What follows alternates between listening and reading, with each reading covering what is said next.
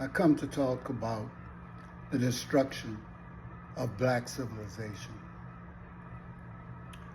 I also want to mention, what does leadership look like? But first,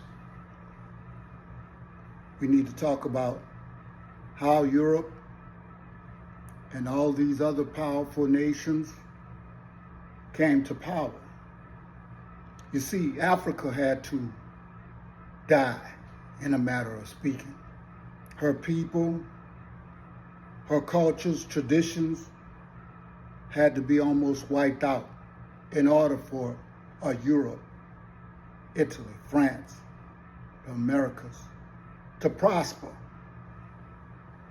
You see, after so many years and so many, I guess what we would call pharaohs and their reign of power, we had a people who had to imitate them in order to get their civilization right. And then you had to kill them off in order to take their place. We are just coming into the understanding that history, and I'm talking about all history, has to emerge from the dawning of civilization and those people who were there when there weren't other people,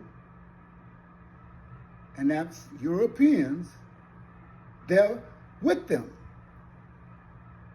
Well, we all know that Africa has been used as a host, and the parasites that feed off them are getting angry because they had set up a system, just like here in America and all over the world, a system where only a few, only the people that we all know who are in power and have been in power for some time, have used Africa, taken raw materials, made them leave their money in their banks,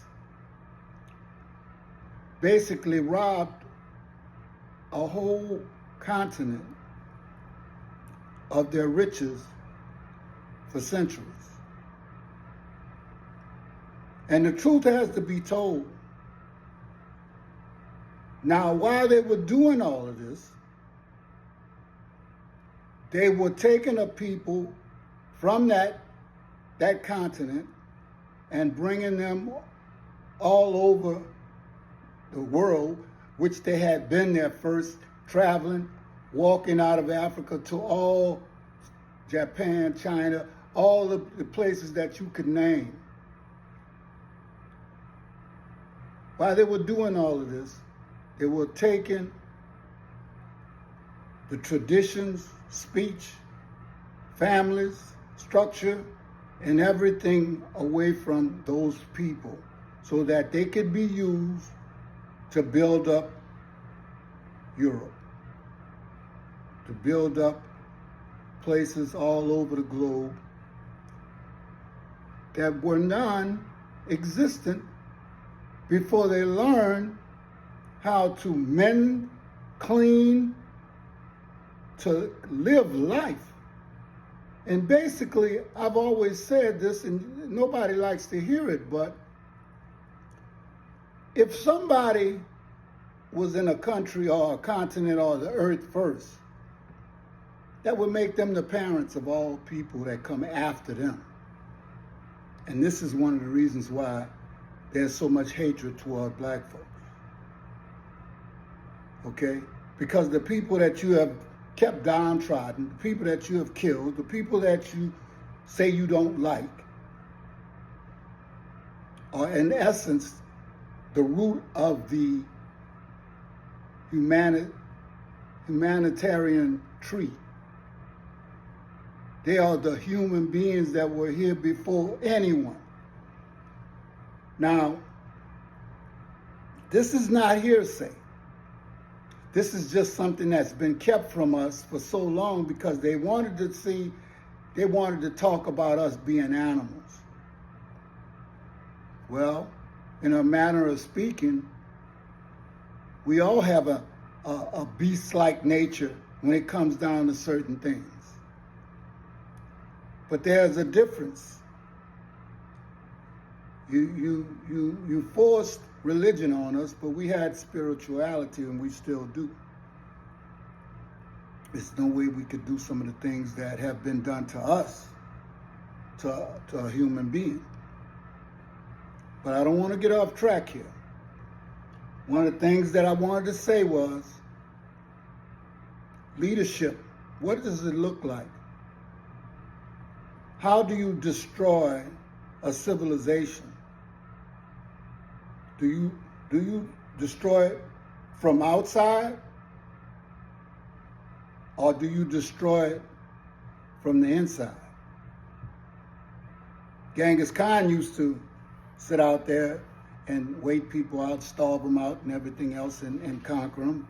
But we're talking about a civilization here. And so most of the time you're not going to defeat them with war, so to speak, from the outside.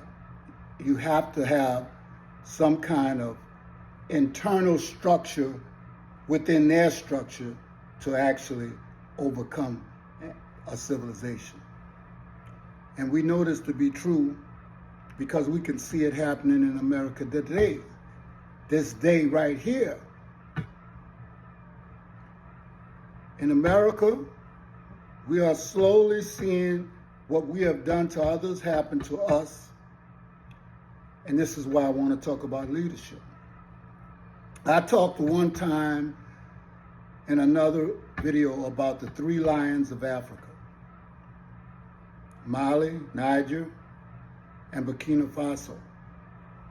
Everyone talks about Ibrahim Traore, and he's actually should be talked about as the man that he is. But Mali and Niger were right there with him. Mali, not long ago, I was told, don't even have debt no more. Niger, he's a quiet man, but he's for his people, and I respect that general, and also the one from Mali. But right now, there's a target on Ibrahim Traore. And sometimes we're not looking for notoriety, or we're not looking to be what people make us to be. But we may carry all the characteristics of a leader. And then people see it in you that you're just not a normal leader. You are an extraordinary leader, an extraordinary thinker, a person who people don't want to align themselves with because they're fearful of Big Brother. They're fearful of the people who killed off whole races. But mostly, they're fearful that he makes other leaders look very small, insignificant. See, our leaders, they don't care about anybody but themselves. They don't care about the people. And yet you see a man that's all about his people. But the propaganda wants you to believe that he's somewhat of a tyrant and reminds you of somebody that governs you. But it's not so. We wish in America we had a leader that had some of the attributes that this man has. And by the way, We've been taught nothing but European education, history. His story, the narrative has always been European, when we are the roots of the tree. I used to, when I first came back from a foreign country, I used to talk differently. And I talked about just like people that look like the ruling class. And the people that looked at me used to call me and think and laugh at me. And now I sit back and I watch African people in America talk like the ruling class. Shame of their history, their culture, their speech and everything else. I want to be just as I am. You don't have to like the way I talk. You know, I'm from down south, and a lot of things we do is just different. And I'm going to tell you something else. I'm not adopted. I'm African, African American, born here, treated just like an African here, or whether I'm over there. And that's the thing that we can't see. We are so jealous, and that goes on in the families, the nuclear families, the communities. We don't want, we'd rather the people who used to rape and lynch us to be ahead of our own brother and sister. And we have to understand, I am not against any race. But let me tell you something. Loving me and loving African people is not against the law. And I know European people are always looking for a flaw. But that's okay too. You're gonna be who you are. All I wish is we could be who we really are. That's what you're afraid of. Me, all I do, I try to do at least, is just put out a memo. Because they don't let you talk long enough to do anything else but that. But we know about the destruction of civilizations because we look at the culture that we had actually set up in America, because this is our second home, okay? Why you think they say African American? Because everybody know you're from Africa but you. Ibrahim Traore, they're always trying to hurt and kill or maim something that they wish they were.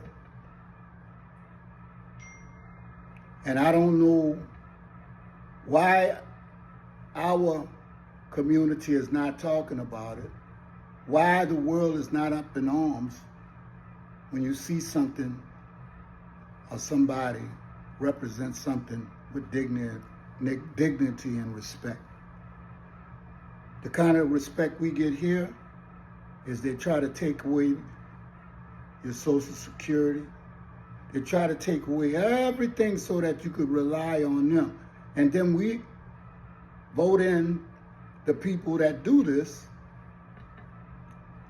and we don't have the fierceness and the courage to take back the power that we've given away. So we suffer. Now they'll let 1 million probably black folks have money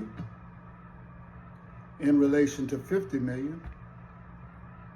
And Europeans will suffer because they have so much hatred for us, and it's all been taught. It's all been conditioned in us, whether we white, black, pink, or yellow.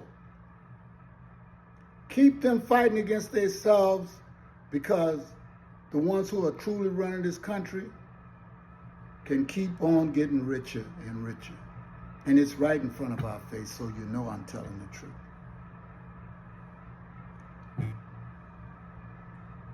Think about it.